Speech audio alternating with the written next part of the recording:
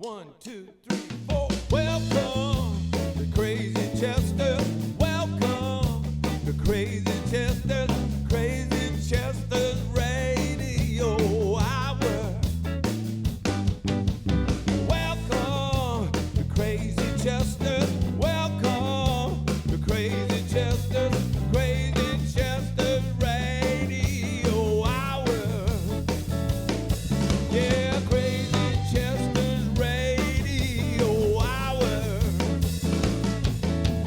Crazy Chester's Radio Hour. Welcome to the Crazy Chester Radio Hour. My guest today is blues musician Doug MacLeod. Doug is internationally renowned for his soulful guitar playing and singing and for his deep and witty songs. He has a remarkable work ethic and regularly records new music and performs around the world to enthusiastic audiences. He cut his teeth playing behind blues legends like George Harmonica Smith, Big Mama Thornton, Lowell, Fulson, and Wee Crayton, and he brings what he internalized being around those giants to a new generation. I've had the good fortune to produce Doug's last two albums, Raw Blues 1 and Raw Blues 2, and after we recorded our conversation, we just went back into the studio to record our next joint project.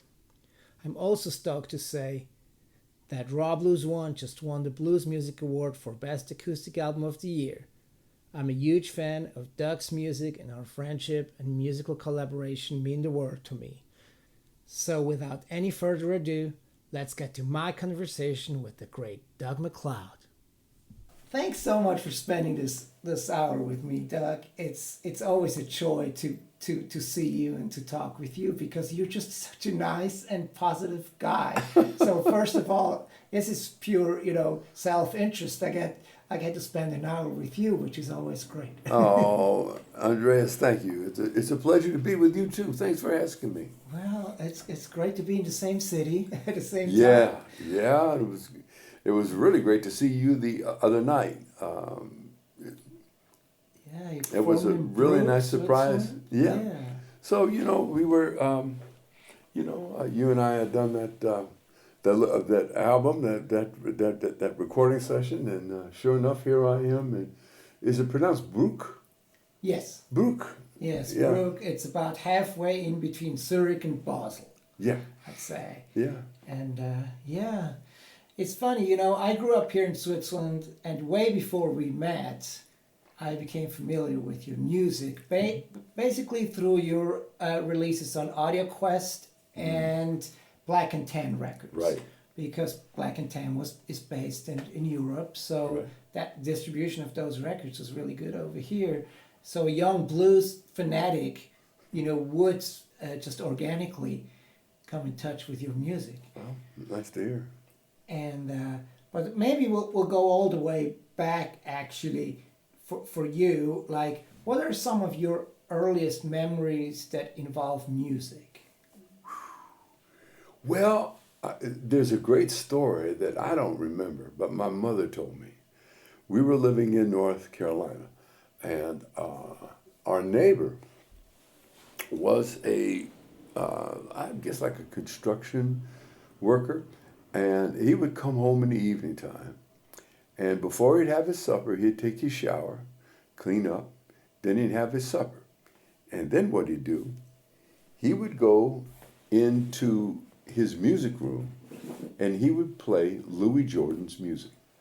Now, we lived in a place where the walls were not so thick, so the music was coming through my bedroom, and I had to be 3 or something like this, right? And my mom got worried whether or not her little baby boy was getting any sleep with all that music going on. So she told me, she walked in one night, and there I was with my eyes closed and my foot tapping to Louis Jordan's music. So it must have been Louis Jordan was my major first influence that it went inside my head. And ironically, I'm still a fan today of Louis Jordan's music. Oh yeah, Mm-hmm. That's so good. And he'd certainly make you tap your feet or make you dance. Oh, and his lyrics, he's such a clever lyricist. And I remember when I played with Eddie Cleanhead Vincent when I was in Los Angeles. Clean had reminded me of Louis Jordan with that the way they soloed, so melodic. Yeah. Right, not a lot of scales flying by and all this stuff, but just like melodies coming out of him. And I heard that Louis Jordan was an influence on B.B. King's guitar playing. That's what I heard. In fact, myself growing up later, I got mainly introduced to his music to an album that B.B. King did of all of Louis Jordan's Wasn't songs. that a great record? That was a great record. I indeed. love that record, yeah. And you know, me as a fan, you know, it's like, okay, well, I love B.B. King. If B.B. King loves and plays tribute to this guy, I gotta check out this guy. Same way. You know, it's the same way. We used to, I'm also a pretty big jazz fan. Now, not too much outside jazz, right? But the inside stuff, especially like organ trio and the soulful kind of jazz, right? Yeah. So what I did was the same thing. I'd pick up let's say let me think if I can think of. Okay, let's say I pick up a Kenny Burrell album, Midnight Blue. Yeah. And the saxophone player is Stanley Turrentine. And I go, I don't know Stanley Turrentine. So I would go to the record store, and the next time I was going in, and I'd buy a Stanley Turrentine record. Yeah. And I go, oh man, that sounds good. And then there might be a big John Patton on the organ. I never heard of him. And then that's how I grew to get my, I guess my vocabulary or my library of jazz music was just by one person I liked. Then I found, oh, this guy's on there. I like the way he played on this album, and kind of just expanded, you know. Yeah. Absolutely. And it's like, you know, and it's the beautiful thing is, you know, the more you know, the more you know that you don't know a lot of stuff. You said so it. it never really ends. You know, there are all these rabbit holes you can go down. I know. You said it. The more you know, the less you do. I'm still learning. And I can tell you a story. You know, when I play acoustic, I got a right hand that's a little bit different than a lot of guys' right hands, right? So I was teaching at Yormer's Ranch, Yeah. and this student came up to me and said, "What are you doing with your right hand?" And I said, "Well, you know, I'm really not sure." He said, "I never heard any country blues artists play like that." And he said, "Where'd you get that from?" I said, "Well, some of the stuff comes from Jimmy McGriff." And he said, "Who?" I said, "Jimmy McGriff." And he said, "Who's that?" I said, "He's a Hammond B3 organ player." And he couldn't believe it. And then I told him, he and I were talking, I said, "You know, just because you're playing country blues, acoustic blues, that, you know, you don't have to always listen to that. Expand, go out and listen to all kinds of music, you know, and bring it into your music. And that'll give your own, it's like making a gumbo. It's like making a gumbo. But make sure you put the stuff you like in the gumbo. Not the stuff somebody's telling you, this should be in there, this should be in there, that should be. Only if you like it should it be in there." Absolutely. And I heard quite a few of the early blues players reference to like big bands and stuff were like, it's just me and the guitar. I got to see how much of this I can put into my, you know, reduced version of what I'm hearing. Yes. And so I think, go back to the beginning, there's like, it's not just, you don't just listen to another acoustic player, you listen to everything surrounding you. Everything. I remember Ernest Banks when I met him years ago in Tawana, Virginia, about 1965. One of the things he told me was, he said, "You got to sound like you're more than one guy." And when you hear the old, especially the Mississippi guys, there was a rhythm going on, and it make you think there was more than one guitar being played. And they had the foot going and the right hand going and all the stuff they had going, because they had to sound like they were more than one guy playing, so people would dance and everything. Yeah, and I think there's also a little bit of a misconception because of what survives in the form of recordings. We know now that the Robert Johnson didn't just play blues. He played all sorts of songs he will pick up over the years, and they are not all blues songs, but we thought that's all he did because that's all we can hear now. Well said. Yeah, and it isn't true. I know Honey Boy Edwards, he and I were talking about Robert Johnson. And he told me that Robert Johnson could hear a song when they started off their day, let's say 10 in the morning or something, and they'd be in a place, get a cup of coffee. Robert Johnson would hear a song on the jukebox, and then they would hobo a train or hitchhike to the next place, and in the evening, take out his guitar and play that song that he heard that morning without touching the guitar in between that time. So Robert Johnson had to be one heck of a musician when you think about it, you know. And yeah, and plus they had to play it because they weren't, as I understand it now, they just weren't playing it for black people that like that kind of blues.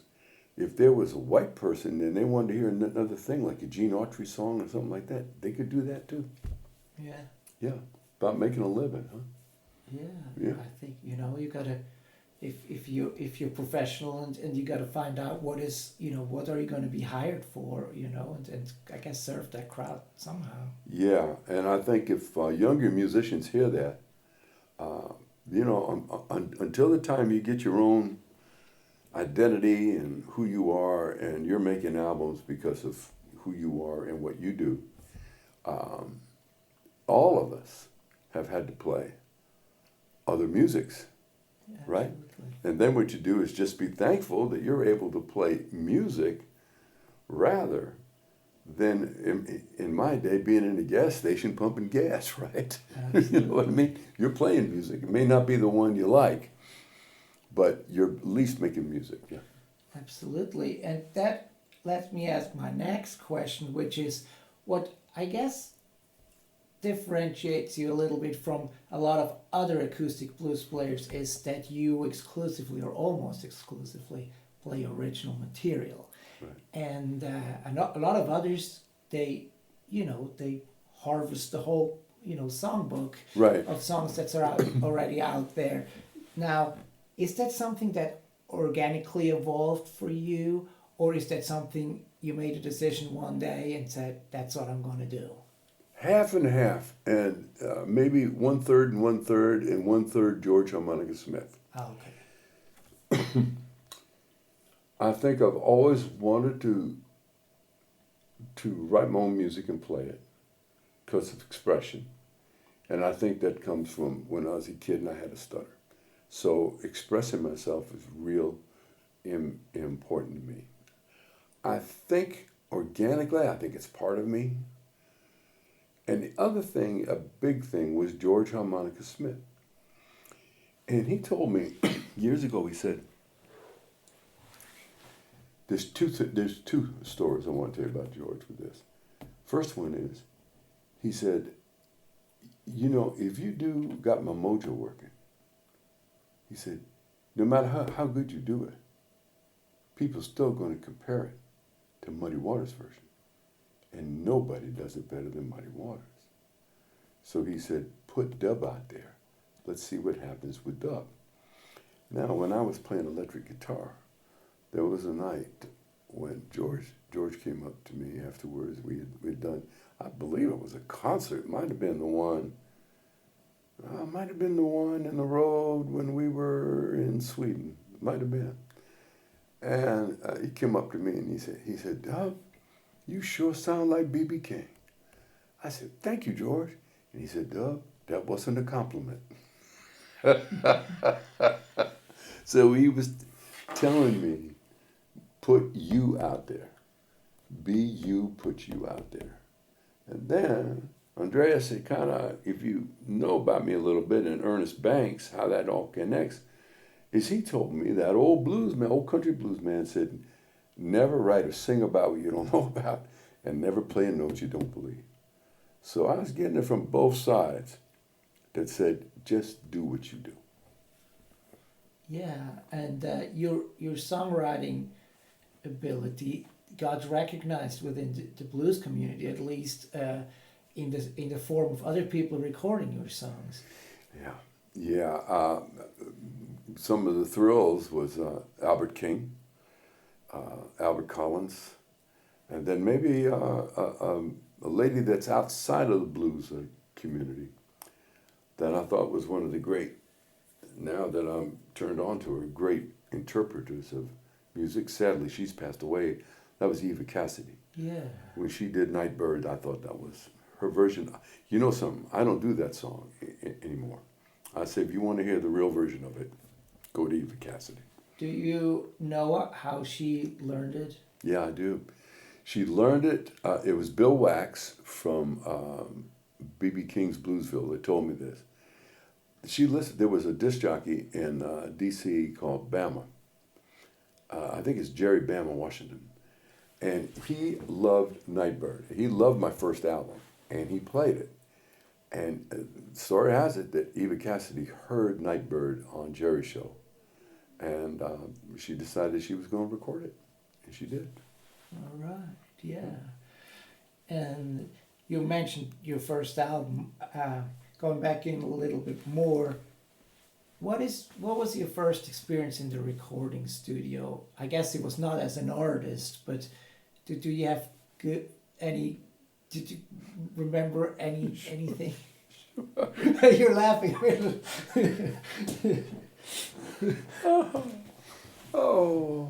remember. Do you have time for a story? Sure, we have all the time in the world. I did a recording with George Harmonica Smith, and it was down on Slauson Avenue in L.A. And I believe the engineer's name was Austin McCoy. I believe so. Now, maybe wrong with that, but anyway, Austin was a very gentle little man, and the kind of board he had, Andreas, was just two knobs. That was it. And so we're all in there, and we're let me see. It was a Rod Piazza's band pretty much, and me, right? So we're all in the room, and there's different microphones. You think there would be the different microphones, but there weren't. There were only like two microphones, one for George and one for the band, and we were all sitting around like this because he only had two knobs, right? That's all he had. So Austin would sit down and he'd say, Mr. Drummer, who was probably Jimmy Bott, he said, Mr. Drummer, I'll play a little bit. And Jimmy played, and he go, that's good. We got it. And Jimmy go, and then he said, Mr. Bass Player. And then Bill Stuvia play, And just using that same knob, he said, oh yeah, we got it, we good. And he went around to each instrument using that one knob. All right. Then he came around to George. And he said, George, let's see what you sound like now. And George go, with the harmonica. And Austin said, oh, it sounds so good. We're all ready now. We're all ready to record. And he said, George, what's the name of this first song we're going to play? And George said, Austin, we're going to play a song called Sunbird. Austin said, Sunbird? What's a sunbird? And George said, you don't know what a sunbird is? He said, no, I don't. A sunbird is what they put on the rocket ship to go up into space, go around the earth, and then come on back. That is a sunbird. Oh, man, sunbird. Is that what we're going to do? George said, that's the first song we're going to do. And Austin said, well, let's get ready. This is Sunbird. And he starts to take. Then George takes his microphone. He goes, into that microphone. Austin with the headphones flying off his ears, his eyes wide open, getting on to his two knobs. Finally relaxes. And he said, George, what was that? And George said, Austin, that's the Masonic boom. That's one recording experience. All right. So you mentioned George Harmonica Smith. Yeah. I guess in the early professional career of yours, you're mainly known as a sideman between him and Wee Crayton and Big Mama Thornton, and you mentioned Eddie Clean and Vincent. Yeah. And how did that transition to you becoming an artist? Or solo artist. You mean going back to solo roots? Well, I guess there was one step in between. You did the band thing for a while. Oh yeah, sure. That's a learning process. You see, I gave up blues. I gave up blues for about 7 years. My first wife and I were married, and it just wasn't a good fit. It was my parents' blues, and the kind of people I was running around at that age, at that age, to try and give me credibility to be able to play blues, were some very rough, not very good people. So I gave up blues for a while. And then I met my current wife of 43 years, Patty Joy. And she said, "What do you want to do?" I said, "Well, I want to play blues." And she said, "Why don't you go do it?" And I said, "Well, I got to go to where the blues is, you know." And at that time, we were in L.A., and at that time, the blues was at Shaky Jake's Fire Club at 54th in Vermont, and Smokey Wilson's Club at 88th in Vermont, and Babe and Rick's Inn on Central Avenue. And I knew I had to go there, and if they liked me, right, and liked how I played and sang, then I'd give blues another try. You know, I'd get back to it.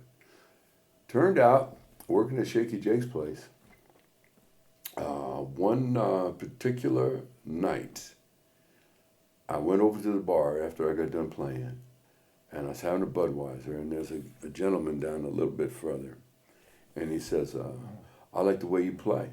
And I said, "Thank you." And I said, "You also play?" He said, "Yes." I said, "What kind of guitar you play?" He says, "I don't play guitar." I said, "Well, what do you play?" He says, "I play harmonica." I said, "Doug MacLeod." And he reached over and said, "George Harmonica Smith." That's when I hooked up with George. And then George introduced me to Pee Wee, Mama, Cleanhead, Big Joe Turner, who I played with, you know, all of them. And I realized I had to get back into it, right? So what better place to go to school and to relearn the music than to be with those guys and play with them and just learn from it. And then it was George that said in so many words, he said, like the previous question, he said, "Don't do a B.B. King song, don't do a Freddie King song, do your own songs." And that's how that happened. Then I kind of evolved into doing my own music again and so on. Yeah, and then eventually you got a deal offer by High Tone Records. How did that come about? High Tone, how'd that come about? That was the first one, right? That was the first one, No Road Back Home. That was Bruce Bromberg and Dennis Walker. Dennis had come down to hear my band, and he liked it, and he wanted to talk to Bruce about it. So Bruce came down. Unfortunately, both those guys have passed away now. So Bruce came by, and he liked it, and I was financing this myself, and they said eventually, well, it wasn't a license, but they bought it, and they put it out, and that was the start of it. So you recorded it on your own? Yeah, kind of started it off, and then they came in and helped. Okay. Yeah, that's how that happened. Yeah, and a listener of the podcast won't see this, but you're wearing a Stax Records T-shirt, and then a later album came out when Fantasy actually owned the Stax Vault, and they put it out on Vault Records, which right. I think is pretty cool because of all the history associated with that label. That's right. They did. That was the last band album, Ain't the Blues Evil, and that was on Vault Records, subsidiary of Fantasy. So that was it. There were 2 German records in between that, Woman in the Street and 54th in Vermont. But those are the only 4 band albums that we did. Yeah. And then that led you to more acoustic and AudioQuest records, right? Yeah. And how that happened, which is an interesting story, I decided along with my wife, Patty Joy, saying that after about 91, I dissolved the band. They were great musicians, but it wasn't for me. I wasn't connecting like I had done in Norfolk, Virginia, when we were playing coffee houses, where I could feel people, hear their stories in this, when it was a band and it was management and all the business that goes on with a band. I felt like I was being pulled away from the audience rather than being brought to them. So to me, it's real important to hook up with the audience. So I went back to doing solo. And as it happened, Wee Crayton, who was the godfather of our son Jesse, passed away before Big Joe Turner did. When Big Joe died, they called me to be a pallbearer, only because Joe liked the way I played, he liked this, but only because Pee Wee was gone before that, because he and Pee were close. So I'm a pallbearer for Joe's funeral, and this gentleman, who is again another one that has passed away, named Floyd Lasky, said, I've heard your solo stuff. Have you ever decided to record that? And I said, no. He said, why don't you record a set? I got someone that maybe you could send it to. I said, okay. So they recorded a set that I did probably at the Holiday Inn upstairs in Torrance, California. And I sent it to Joe Harley of Audio Quest. Joe liked it. And Joe said, I want to do an album. And that's how that happened. Yeah, you did many albums for him too. Yeah, he's a great producer. There's been some really great ones I've been with. By the way, you're one of them, and not because you're sitting here, but yeah, Joe was a great one, and yeah, he was a pleasure to be with. Yeah, and what he put out on it, I loved the Mighty Sam McLean records that he put out too. You know. Give It Up for Love. Remember all the Sam stuff is great. Yeah. And then somebody else I got to know was Jan Mittendorp, who had Black and Tan records, Right. and you did quite a few albums for his label too. Yeah, maybe 4. I think I did 4 for him. The first one was that Little Sin, which was produced by Joe Harley. And then I think Joe produced Dub. And that's when Joe had a stroke, and then he stopped producing, I think. I think he still worked with Audio Quest and Valley, using his great ears for the remastering of some of the Blue Note classic jazz stuff that they were involved in. You know, I think so. Yeah. And then Jan and I worked all the way up to about 2012 when Brand New Eyes, that's when Reference Recordings licensed that one. And then I've been with them ever since, really. Yeah. And the last one you did is called No Soul to Claim. A Soul to Claim. A Soul to Claim. A Soul to Claim. Yeah. Well, we find out if you listen to the song. There's not a soul this time. Sorry, I didn't. But you got together with Jim Gaines, who's quite a storied producer and engineer career himself. Yeah, I remember when Mickey Mulvihill, my manager, said, I want you to do an album with Jim Gaines. And I'll tell you, Andreas, I said, that Jim Gaines? And she said, yes, that Jim Gaines. And she said, here's his phone number, give him a call. So I got a night off in Cleveland, and I called him, you know, and he answered the phone, and he said, oh, Doug, I've been expecting to hear from you. And but just by the sound of his voice, I said, well, I think I could like this guy.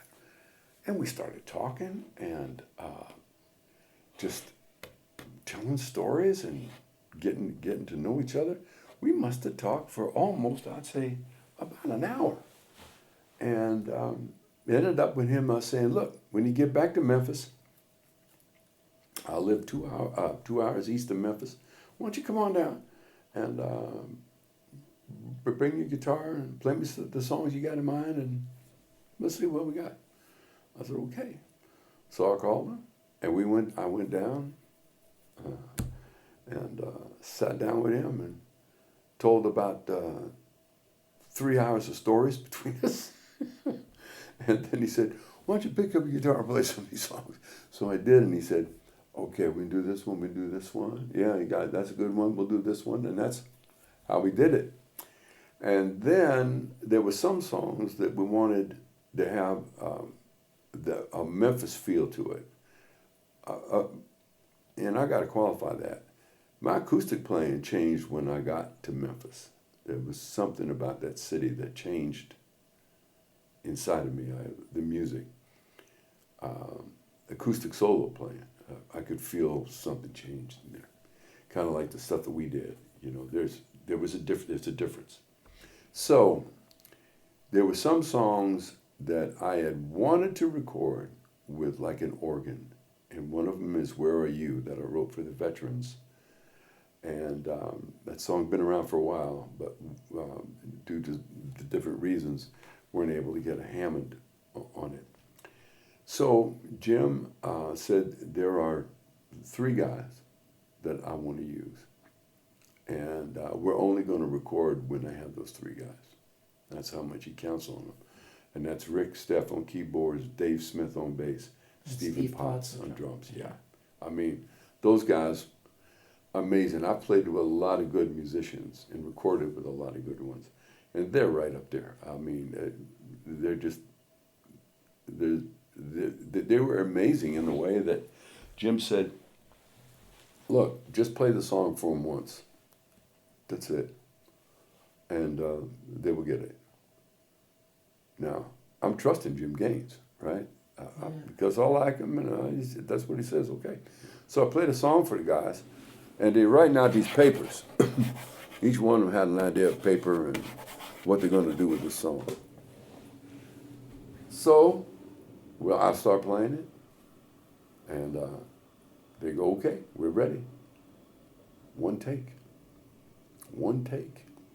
That was it. And they even did this. There's one song on there called "Smoky Nights and Faded Blues." And I originally wrote that as a ballad. And when we recorded it, sure didn't sound good. You know what I mean? It just didn't feel right. Andreas, it just wasn't right. So we were ruminating on that a little bit and trying to figure out what to do and this and that and the other. And an idea came to me, and I said, well, how about if we do it as like a medium type, slow, easy shuffle? And that's okay. So I start singing it. They come in after about 5 bars. All of us said, that's it. We stopped. Jim said, let's record it. Hit the button.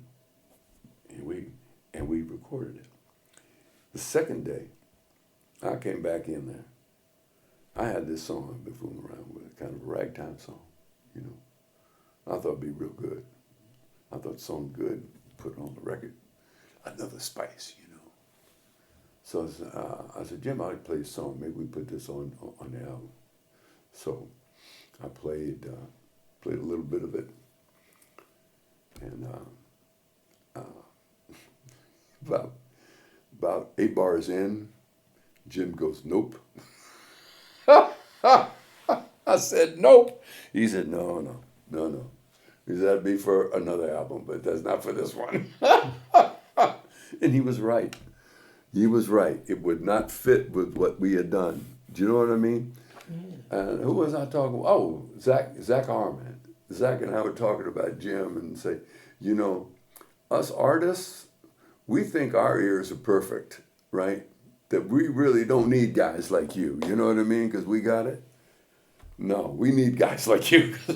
We need somebody that knows what's going on. It's like that. Well, you know, it is very intimate thing too. But for the very same reason, sometimes it can help to have a sounding board or some mirror, a different set of ears that's not so intimately familiar. Yeah. with the stuff that just has a different, connection to it. And my goal or Jim's goal, I think, is just kind of to be that second voice while not, dominating the conversation either, because it's a thin line. You don't want to impose yourself onto the artist too much, because you want to just kind of cradle the artist and give him, confidence. And when he needs, a different opinion every now and then, just kind of trying to add that without kind of, getting in the way too much, I guess. Yeah, I mean, that's a hard job, I think. It's a hard job. I've been with engineers that, honestly, it's been more about them than about the music, which is a kind of a strange thing, But, Joe, Joe Harley, I forget who the engineer now was, but I remember this story. They had this setup where I was sitting, and where they wanted the microphone for the guitar was impossible because I move, and I would hit it. And there was an argument about, well, the sound isn't going to be right. Tell him to stay still and play. And Joe said, I can't tell him to stay still and play. You're not going to get his music. He said, well, we're not going to get the sound unless he stay still. Joe says, I'm not going to tell him to stay still. Find some way to get his music with him moving. So the guy was upset, right? And it kind of destroyed the feel, because we also had other people in the studio, right?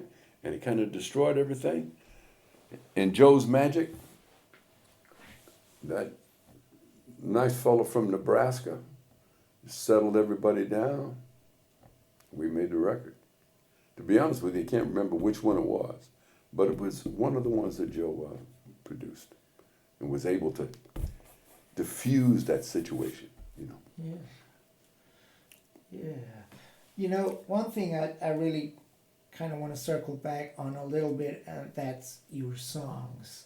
Because I think most time I hear you talk is like they ask you about, the blues man, the musician or the performer, and we kind of talk about the whole day why it's not an artist, why that word artist doesn't quite resonate with you. But that's maybe for another day. But to me, it's really important to highlight how great a songwriter you are. Well, thank you. Because when somebody comes to see your show, it's usually a story that prefaces the song. It's kind of, goes together. A lot of the time you talk about, how the song came about or what led to it somehow. And if you don't mind, I would just mention a few of my favorite songs, and if you have anything to add. We already talked about Nightbird, so we don't necessarily have to do that again. But you have a song I know it's very dear to you for a lot of reasons. It's called Break the Chain. Wow, that's a very heavy song.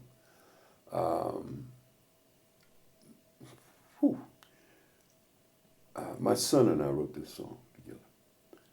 And, well, let me see how I can say this. I was abused when I was a little boy. I was abused by a woman and a man. So growing up, sexuality was very confusing to me, of course. I got a stutter from it, and a chip on my shoulder, and angry. And I was with this girlfriend, and she attempted suicide. She called me, and I rushed to the hotel after calling the police at that time. We got there in time to save her. And at that time, a couple would have to both see a psychiatrist to find out the reasons to try and help you get past that. So the psychiatrist told me, that I had experienced, he believed, some traumatic experiences, which I didn't remember. I thought he was talking about, I was talking to some of the rough ladies I lived with in Norfolk. I lived with a prostitute or one or two when I was younger, and they were rough people. I thought that's what he was talking about. But come to find out, that's not what he was talking about. We found out there was abuse, and how I found that out, the first one, was my first wife and I had separated, and living in this really little apartment in North Hollywood. And my mom called me and said that this lady wanted to see me and have me over for Thanksgiving dinner. And I thought that was really nice. So on my way over, I stopped off at a little flower shop and got some flowers and went on over there. They lived in Beverly Hills, and they had a big old place. And I got in there. Her current husband seemed like a really nice guy. This is rough to say, but this is the truth, because I believe other people probably deal with something similar to this. She invited me upstairs to see their bedrooms. It was open. It was like bedrooms on the left and right and big airy space between. I'd never seen nothing like it before in my life. And what she said to me, Andreas, was, "Do you remember when I played with your pee-pee?" I was shocked. And she said, "Would you like me to do it again? And would you like my daughter to join us?" I couldn't believe that. I'm getting out of here. I left. And her husband said, "Where are you going? We haven't had the meal yet." I said, "I'm sorry, I'm gone." I got in the car, and then at that time I was working in Lawndale with a lady, little duo, played the gig, and then went on back to the little apartment I had, and I really was not feeling good. And years later, I told my mom this, because this lady was a friend of my mom's, and my mom didn't have any idea. We think the abuse happened in North Carolina. That's why I have no real memory of my life there, except for a red and white fishing bobber and a bamboo pole, sort of like the Andy Griffith Show. That's what that's my memory of it. So I told my mom, I said, "You know, Mom, I don't know if you know, this is towards the end of her life." And I said, "You know, this lady abused me." And my mom said, "No, she didn't abuse you. Your cousin Wayne did." And I nearly thought, I believe so. Now I found out there were two abuses that were going on. So I needed therapy. Otherwise, I would have lost my current wife of 43 years. And it's in the therapy. Therapist told me, said, if you've been abused, there is a possibility that you can abuse your child. Now that struck me as a disgusting thing to say to me. How could I do that? But it scared me. So when Jess was born, the number one job in my life, but more than music, more than writing, more than anything, was to be the best father I could possibly be. Best. Nothing was more important. As the years went on, I guess I've done a pretty good job. And Jesse knew about the abuse, and I remember the psychologist says there has to come a time when someone breaks the chain of abuse. And what we're talking about here also is forgiveness. Those people that abused me, and my dad abused me, not sexually, but emotionally, right? It was a rough childhood for me. What you have to learn to do is forgive. That is the hardest thing in the world, because you feel these people violated you. And you want to get even, and maybe in a violent way. It's hard to believe now, but I was a violent guy when I was younger. I wasn't a good fighter. I mean, I'd get into 10 fights. I would lose 8 of them. But I had to get that out of my thing, right? So I decided I was going to break the chain. And when Jesse and I were talking, because he's a fine musician, and he said, let's do a song together. And I said, well, what kind of song are we going to do? He said, how about Breaking the Chain, Dad? What I feel real good is that you broke the chain of abuse in our family. Well, that made everything I'd done in the past just absolutely worth it. Do you understand? Yeah. So that's the meaning of that song. And like when he ends the song, I still at times, hard for me to listen to that without a tear welling up somewhere, you know. Yeah. Thank you so much for being so open too. Well, you're welcome, and Andreas, but you know the truth of the matter is, I'm not the only one. We found out, Mickey found out that, what did she say?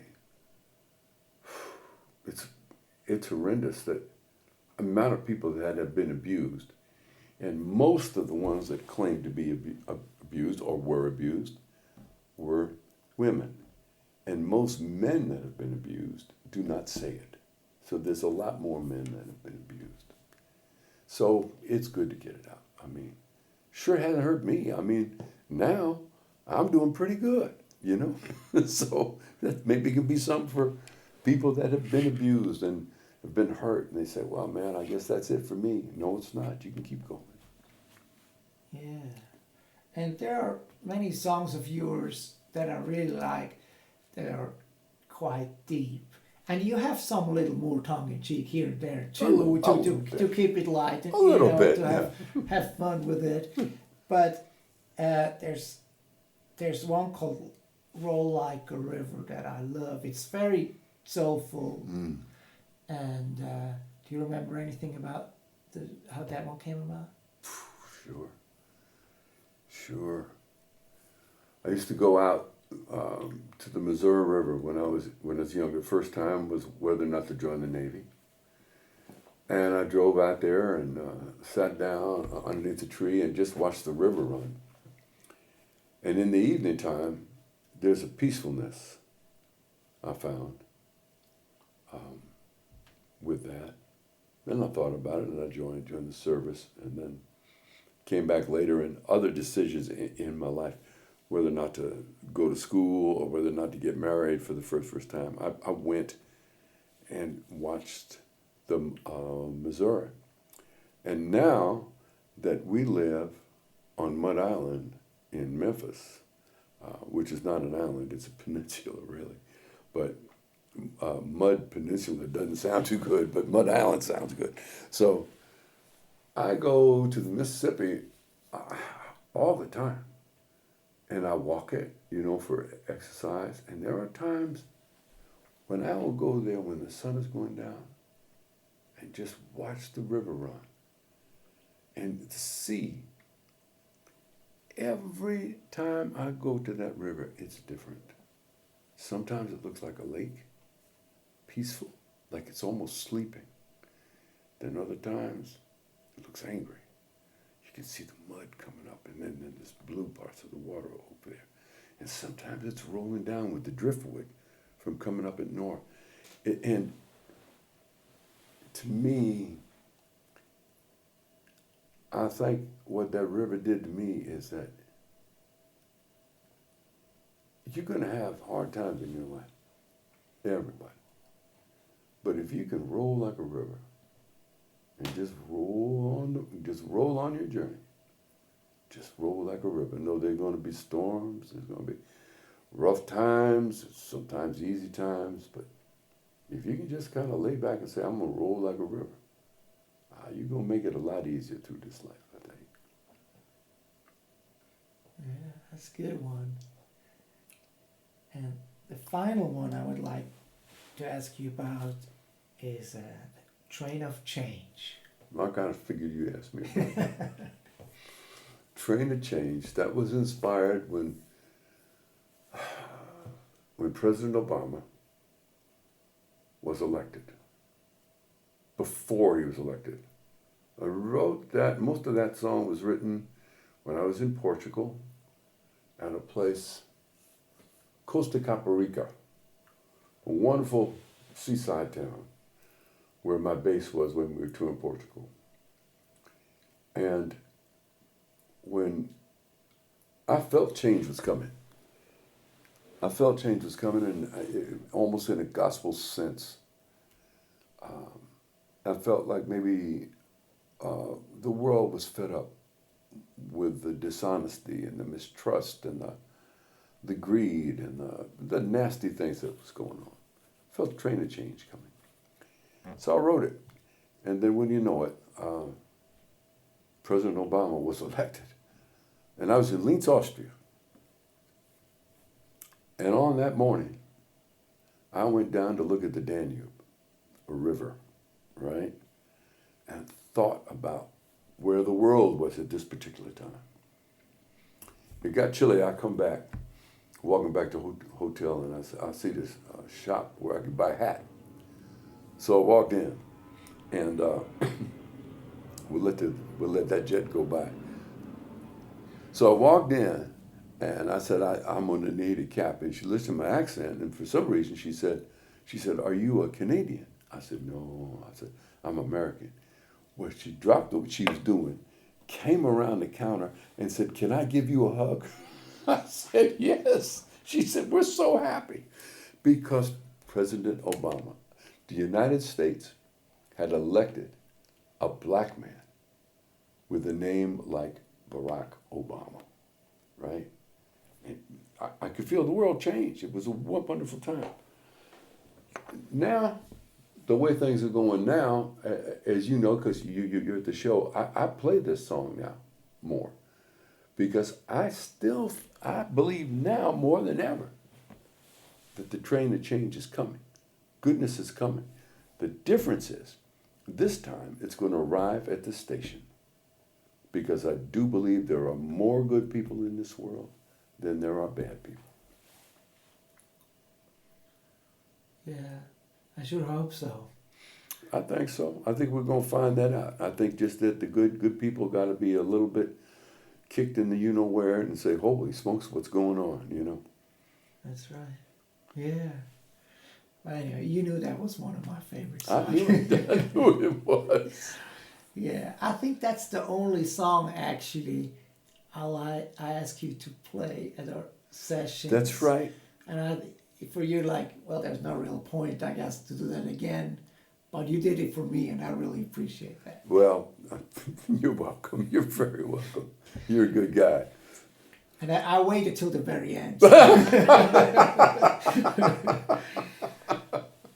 And your writing also exceeds the song structure. I remember reading your Doug's Back Porch, a column in Blues Review magazine. Yeah. And more recently, you've tackled the long form.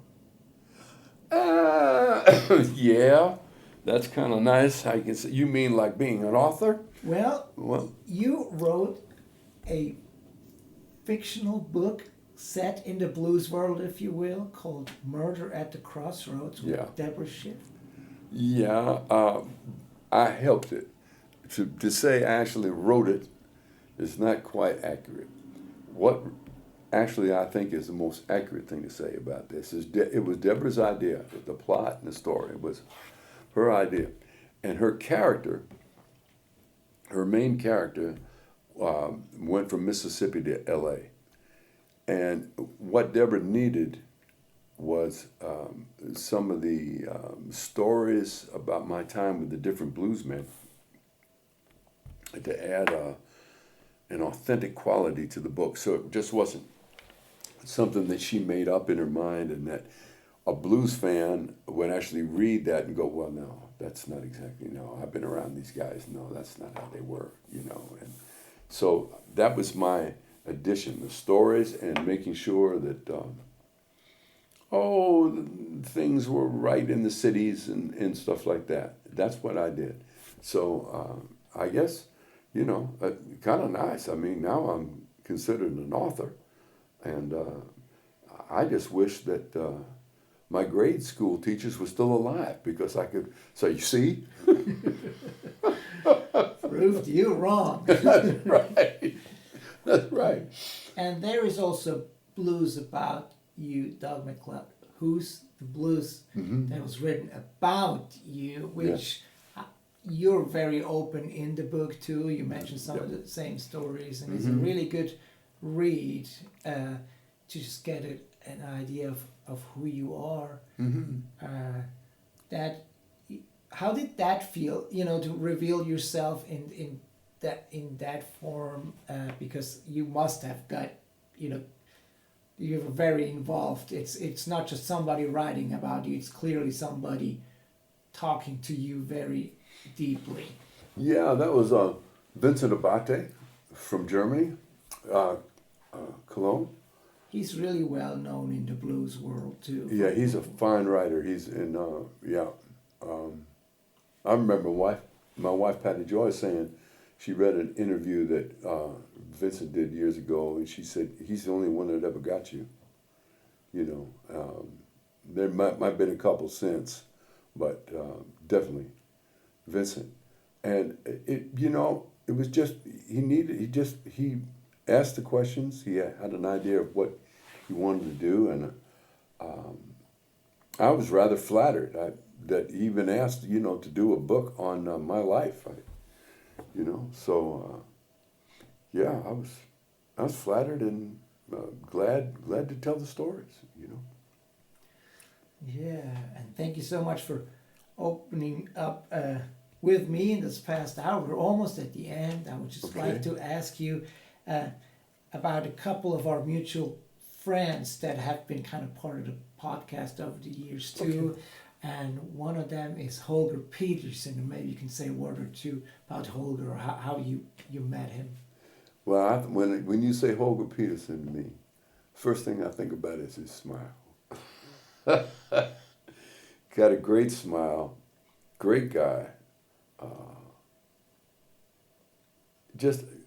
I can't think anything else to say about him that he's just a wonderful human being, and heck of a music person too. Absolutely. He knows his stuff, Yeah, I like him a lot. Yeah, and the other one is Hans Theessink, who is somewhat of a contemporary of yours, I would say. Oh, yeah, Hans, great guy, another guy, and a fine musician. And, boy, I just don't see him enough. I haven't seen Hans. The last time I saw Hans, he had brown hair. So I saw a recent picture of him. He's caught up to me now. So, yeah, he's a great guy. And man, he can play, sing. I like him. Yeah. If you talk to either one of those guys, please say a warm hello for me. I certainly will. Please. Certainly will. So, to end it off, let's try to kind of complete the circle in a way. You've had many great mentors in your life musically, and if you could be someone's mentor, what would you like to pass on, either just by walking the walk or maybe more in conversation? I think there's nothing I could myself add to what my mentor said. I would say to any young musician right now, Ernest Banks' words first: never write or sing about what you don't know about. Never play a note you don't believe. George Harmonica Smith, you sound like B.B. King, and that ain't a compliment. For the young musicians, if I was mentoring one, yeah, that would be the big advice I would give them. And don't give up. Don't give up. That's some good advice. I think especially just what you said before about kind of, finding your own voice and being yourself. There's, I guess, industry always kind of has a tendency of trying to homogenize rather than to highlight one's uniqueness. Yeah. But as you said before, got my mojo working. Somebody did pretty well already. That's probably a losing hand trying to top that and finding that uniqueness. Nobody will ever be able to take that away from you. And I feel if people see that the person that they see and the person that they hear is kind of one and the same, that will connect to people who give their attention. That, yes, and I think we got to make one qualification with that. Never write a sing about, but or I forget exactly how you said it, but there are song interpreters, and I'm thinking of Eva Cassidy. Eva Cassidy not only did my song, but she sang blues well, she sang jazz well, she sang Somewhere Over the Rainbow that make you cry. There are people that their gift is being able to interpret another person's lyrics, song, melody, and they do it so well. You also think of like Frank Sinatra. Yeah, or Joe Cocker, something like that. Yeah, they can do that. That is their gift. Maybe another important thing to say to young musicians or anybody, find out what your gift is. And then give your gift. Give your gift and just be honest about it. Be honest with your gift. Maybe that's a good way to say that. Yeah. Yeah. And, you mentioned Frank Sinatra and Eva Cassidy, and I think they might have not been songwriters, but in what they did, it was very clear that it was them shining through their music. So I think that's a good point. It's not, you don't have to write your own songs to be unique. You just have to find yourself in what you do. Right, Andreas, I agree. That's what I was trying to get out when we started. That's right. You don't have to write your own songs. If you are an interpreter, look at John Hammond. John Hammond doesn't write his own song, not a lot. I think he writes a few now, right? But John was his interpretation of that older music. That's what John did. Yeah. Yeah. So, yeah. Yeah. Ella Fitzgerald. My goodness gracious. She wasn't a songwriter, I don't think. I think she wrote one song for the Chick Webb thing or something like that. Somebody told me something like that. But most of the time, Ella Fitzgerald's singing other people's songs. Yeah. And who would you like to have sing your song other than Ella Fitzgerald? That's right. Somebody similar for me is Mavis Staples. Oh, goodness, yes. I mean, this is truth coming out of her mouth, whatever, Yes. she conveyed. And that's just so beautiful. She might have not written those songs, but that's her. Yes, Andreas. I guess what we're talking about here is the honesty of which I'm not happy with the word artist, right? Yeah. Yeah, and that's only because I never knew a blues guy that I worked with that ever called himself an artist. They all called themselves entertainers. Yeah. So I have a hard time with that. And people tell me you should not have a hard time with that. But still, anyway, yeah, they're like. Now I lost my train of thought. What we were talking about. Yeah. But whatever you call it, in a way, it's just soul. I mean, Yes. in a way, to me, it's like, and some of the musicians I really admire, especially from Muscle shows, I feel like the ones with the shortest distance from their heart and soul to their hands when they played or to their voice when they sang, that's what's struck me the most. And those are the kind of people that seem to resonate the most. I love I that. think that's kind of like with Mavis too, there's like no air about it whatsoever. It's just like, it's just her. See, that's Mickey gave me something years ago that Luther Allison used to say. And I say it every time before I play. Leave your ego, play the music, and love the people. That's it. As soon as you leave your ego, then you're not involved. There's something else coming through you that wants to be expressed. If you get out of the way, it does what it's supposed to do. The great jazz guitar player, Jim Hall, was asked, "How do you play so well?" And he said, "I'm just trying to get out of the way. There's something coming, and your ego blocks it. Your ego is more. It's about me. It's about me. I am this. I am special. I am this. Got nothing to do with it. You got to get out of the way so the higher message comes through. Yeah. And love the people, because if it wasn't for the people, you wouldn't be there. And just play the music." Yeah. Well, what a great way to end our conversation. Not bad, too. huh? Thank you so much for spending this time with me. Thank you for just being a source of light and a great friend. Oh, man. I wish you just the very best for whatever's ahead. Thank you, Andreas, and I wish you the very, very same. And I hope we'll cross paths many times over. Me too, many times. Knock on wood.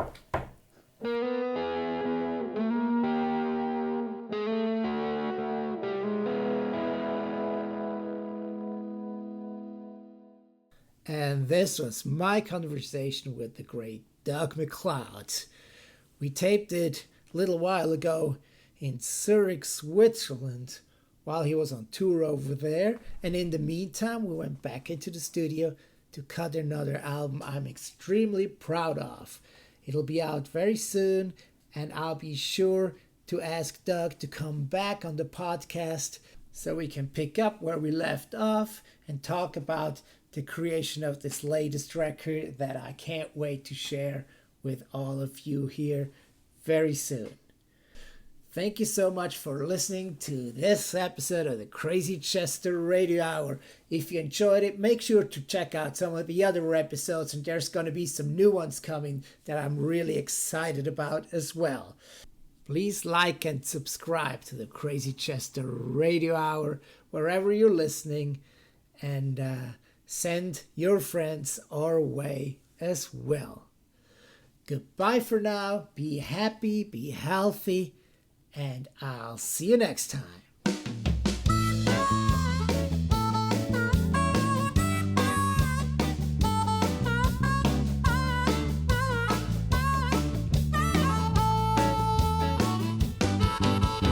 The Crazy Chester Radio Hour was created and produced by me, Andreas Werner, producer, songwriter, composer with a Muscle Shoals heart. The theme song is performed by Jamie Hall of Wet Willie and the Funky Chester Rhythm Section. You can find out more about the podcast and myself at crazychesterrecords.com or on Instagram at crazychesterrecords. Bye for now. Thanks for listening.